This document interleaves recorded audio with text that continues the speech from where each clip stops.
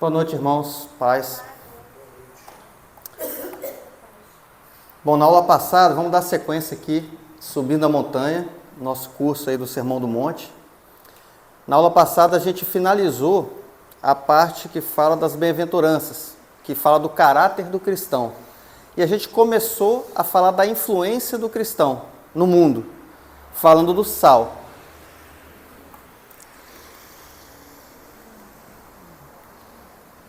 A gente falou que o sal ele tem a função de provocar a sede e de conservar também. E hoje a gente vai começar a falar da luz do mundo. Mateus capítulo 5, versículos 14 a 15.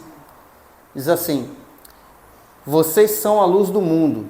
Não se pode esconder uma cidade situada no alto de um monte, nem se acende uma lamparina para colocá-la debaixo de um cesto, mas num lugar adequado, onde ilumina bem todos os que estão na casa. Amém?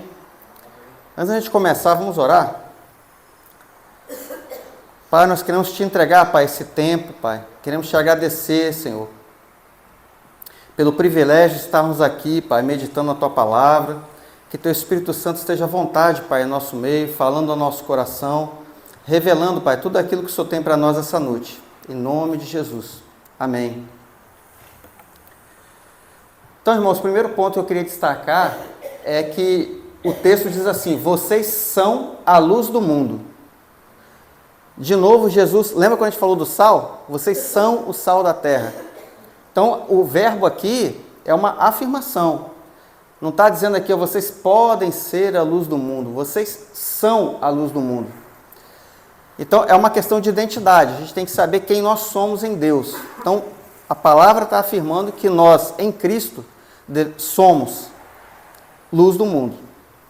E aí, continuando, Jesus fala: não se pode esconder uma cidade situada no alto de um monte, porque lá no alto do monte vai dar para enxergar ela, iluminando.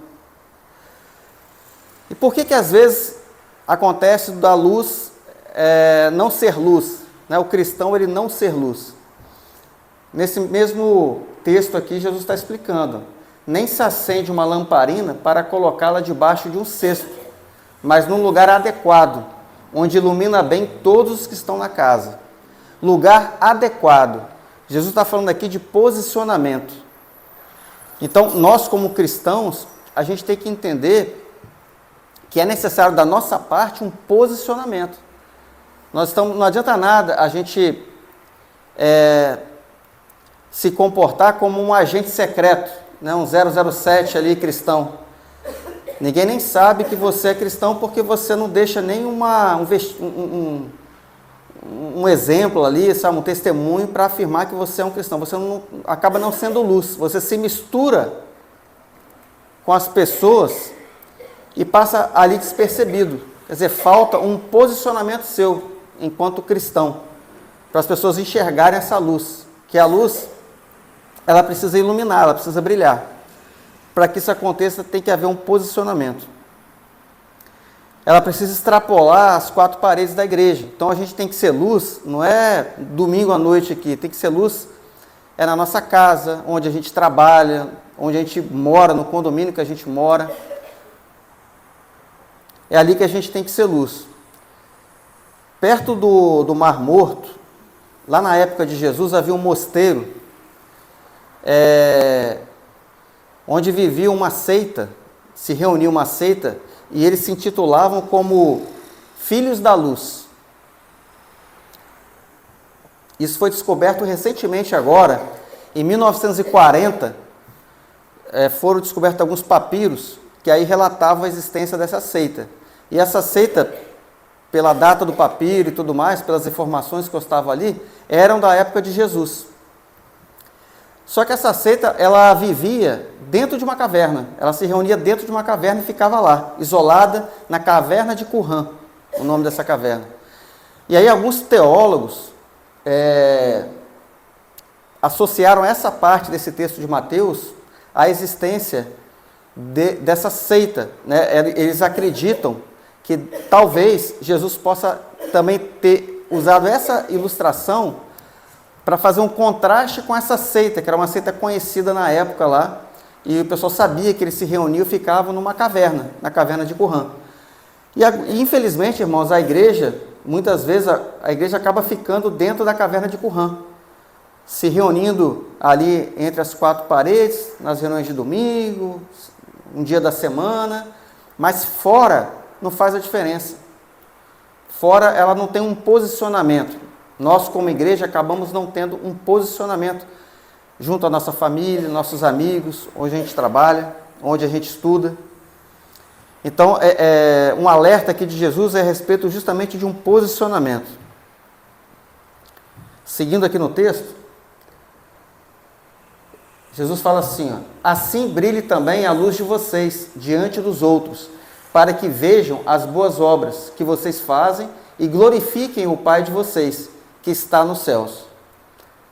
Então, Jesus reforça, né, que é necessário que as pessoas vejam. E aqui, boas obras tem um sentido mais amplo, não é nem somente boas obras, é também. Mas fala de tudo que a gente faz, tudo que a gente fala, que remete a Cristo, que aponta para Cristo. Então, quando você toma uma atitude, quando você faz algo ou fala algo, e seguindo o exemplo de Jesus, fazendo como Jesus faria, falando como Jesus falaria naquele momento, você está sendo luz.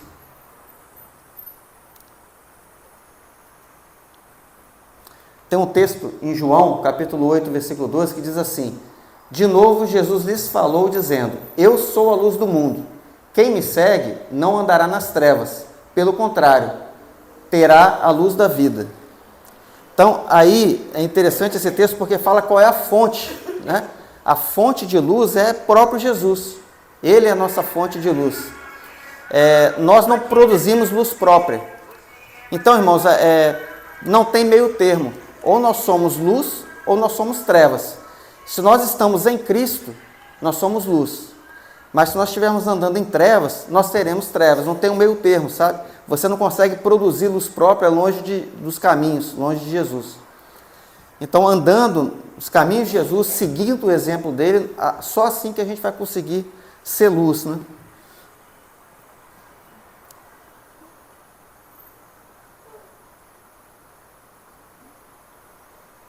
E nós não fomos chamados para viver em trevas, nós fomos chamados para realmente caminhar com Cristo. Então é interessante, quando Jesus fala da influência do cristão, ele usa esses dois exemplos, sal e luz. E tanto para você ser sal e para você ser luz, implica em você ser diferente. O sal, ele precisa salgar.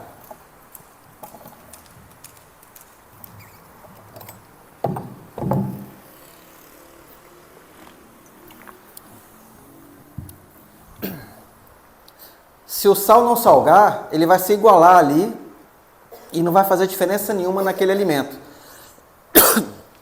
Ele vai se tornar insípido. A luz, da mesma forma. A luz, ela tem que iluminar, ela tem que contrastar com as trevas. Ela não pode estar apagada, ela não pode estar escondida. Só que ao mesmo tempo que tem que ser diferente, ele tem que se envolver. O cristão, ele tem que ser diferente, mas ele tem que se envolver. Porque só assim ele vai fazer diferença. Não adianta também eu ser sal domingo à noite dentro da igreja, junto com um monte de sal. Para que eu faça a diferença, eu tenho que estar inserido no contexto de onde eu vivo. E é aí que você tem que ser sal nos dois sentidos. Você não vai se igualar ao mundo, você não vai ter o mesmo comportamento que alguém que não teme a Deus tem. Em alguns momentos você vai salgar. Por quê? Você vai tomar uma atitude diferente. O seu posicionamento vai ser diferente. As pessoas vão falar, esse cara, ele tem alguns princípios aí que são diferentes. E aí você vai iluminar, você vai salgar. Mas eu preciso estar, ao mesmo tempo, salgando, iluminando, sendo diferente, mas envolvido no contexto do mundo. Eu não vou me isolar, eu não vou me colocar numa caverna de Qumran. Amém? O sal, ele precisa temperar, não é para ficar guardado no pote, e a luz, ela precisa iluminar e não ficar escondida. Então, toda vez que a gente olhar o pecado no mundo, se a gente vê, de repente, um condomínio que está terrível, um monte de coisa ruim e tal, aí a gente tem que se perguntar, onde é que estava o sal? Onde é que estava a luz? Né? Onde é que eu estava? Então, é uma responsabilidade nossa salgar, iluminar. Então, a gente precisa de ter essa noção dessa responsabilidade que a gente tem enquanto cristão, né? De refletir essa luz de Cristo, porque nós conhecemos a luz, nós vimos a luz, a gente tem que passar isso à frente. Amém? Obrigado por assistir até aqui. Deixe o seu like, que isso ajuda bastante o canal.